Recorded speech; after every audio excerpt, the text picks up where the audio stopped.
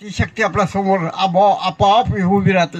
इतक्या लवकर त्या ठिकाणी प्रकट होते की आपल्याला असं वाटतं ही केव्हा जाईल बाजूला. इतकी अंतःकरणाची सहज स्थिती होते.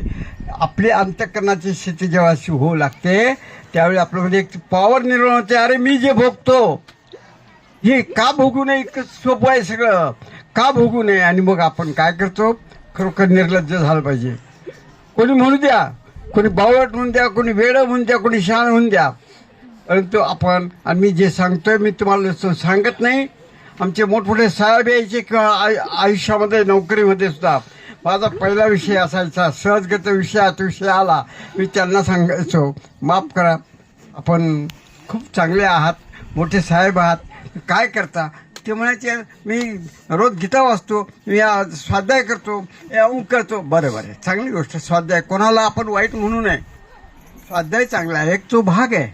पण लक्षात ठेवा ते जे सुख आहे आपल्या अंतःकरणात, जे प्रत्यक्ष कृष्णाला सुद्धा ते शिकावं लागलं अर्जुनाकडून.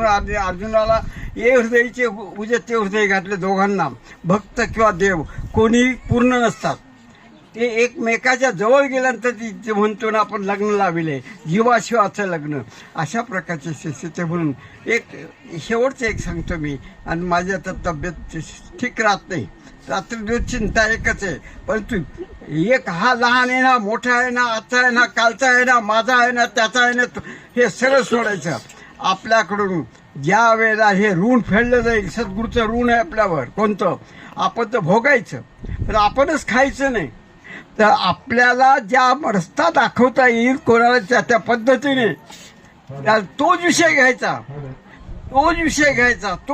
घ्यायचा. माणसं दगडापेक्षा किती हे असेल तर दगडाला पाजर फुटतो. म्हणून कार्याला लागा, लक्षात ठेवा.